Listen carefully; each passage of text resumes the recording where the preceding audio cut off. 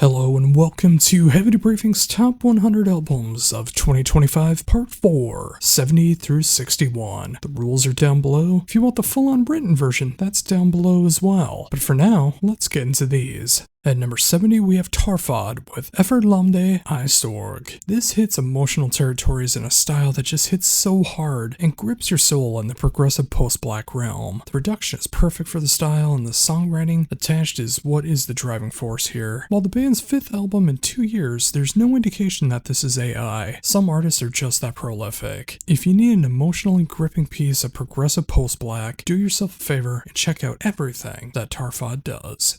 Coming in at number 69 is Blackbriar with 1,000 Little Deaths. The Dutch band returns for their 3rd album since 2021 with a spectacular display of symphonic gothic metal and their added spice of alternative metal. The band continues to explore their sound, going deeper into heavier territories and more mainstream territories at the same time. Overall, you're not going to find the band like this who makes a more earnest, whimsical, and satisfying approach to this style than Blackbriar in 2025. If you enjoy the likes of Elaine, Cellar Darling, and Serenia, give this a shot. At 68, we have Art Nation with The Ascendants. The 5th album from the Swedish band is easily some of the band's best work to date. The songs are instantly catchy, whether they hit the furthest reaches of heavy metal, closer to AOR melodic rock, or incorporate some more modern rock and modern metal tendencies. This is also their heaviest album to date, getting near power metal territory and somehow even close to death metal territories without ever losing that AOR sound. If you dig the lights of Dynasty and Eclipse but want it a little heavier, check out Art Nation. At 67, we have Savage Master with Dark and Dangerous, one of the best straight-up heavy metal albums of the year. This combines everything that you love about the past and brings it to the present. Stacey, Savage and Company provide a soundtrack that contains the best elements of bands like Saxon, Merciful Fates, and Warlock, and of course, The Great Huntress to make something old school, but brings it to the new school. Here at 66, we have Crown with Wonderland. 3rd album from the Swedish powerhouse featuring past and present members of Europe, Art Nation, Dynasty, The Poodles, and Heat is a phenomenal display of songwriting and musicianship. The album is filled with such catchiness that feels like it was tailor-made for the European festival circuit, going from classic hard rock riffs to near power metal assaults with this modern flair to it all. Backed with a powerful production style, you have a band that is meant for anyone who enjoys the bands that these members are a part of and is looking for something new. What a stunning display from beginning to end. At 65, we have Ginevra with Beyond Tomorrow. Magnus Carlsen is back with another of his fantastic bands, featuring past and present members of Heat, Eclipse, and Seventh Crystal, to create a sound that hits hard in its emotional heaviness while maintaining such a catchy sound that echoes through the entire album. It's that style of melodic metal that hits right at home with any rock and metal fan that can appreciate catchy hooks, phenomenal musicianship, and songs that are meant to be as fun to listen to from beginning to end. This is how you make melodic metal and make it one of the best albums of the year in the genre. At 64, we have Mors Principium Est with Darkness Invisible. The legendary Finnish band has returned with their 9th album, and it is quite the spectacle to behold. The band is hitting some of their heaviest material of the band's career, and still leaving in the orchestrations, melodies, and harmonies that have always made the band stand out among the rest. If you somehow have never heard this band before, but you enjoy the likes of Calma, Insomnium, Winter Sun, and Flesh God Apocalypse, you need to check out Mors Principium Est.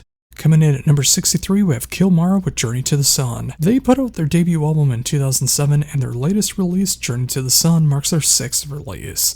The Spanish melodic metal band does the perfect blend of crushing riffs that you never hear in 80s glam rock, but also the melodies and harmonies that you would only hear in melodic metal and AOR. It's a winning combination that makes every album appeal to the old school and the new school of hard rock and metal fans. If you haven't checked them out before, you may have a new favorite band. At 62, we have Wings of Steel with Winds of Time. The sophomore album from this LA band is a landmark album not only for the band but for the revival metal genre. While the debut album does a great display of showcasing more of the hard rock and metal side of things, Winds of Time showcases more of the classic metal side and fully shows what this band is capable of. From jaw-dropping musicianship to the insane vocal deliveries to writing super heavy riffs to powerful ballads, and being a showcase to the new generation that heavy metal is alive and well. Wings of Steel may bring the genre back to the mainstream crowd, and in 2025, we definitely need it.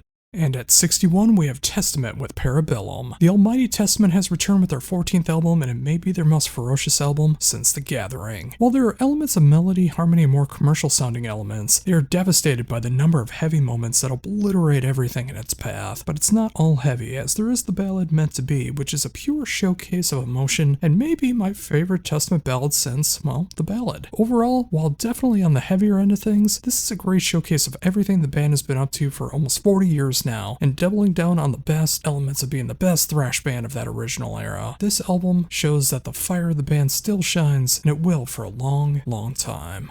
And there you go, folks. Another 10 albums down for the top 100 albums of 2025. So what'd you think? Did I pick out some good albums here? Some bad albums? Anything you haven't checked out before? Anything you want to check out? What are your favorite albums of 2025? And what do you think is going to make it into the top 60 albums? Let me know down below. And of course, like, comment, share, subscribe, and make sure to come back tomorrow as we finish off the week with the bottom half of 2025 with the top 100 albums of 2025, part 5.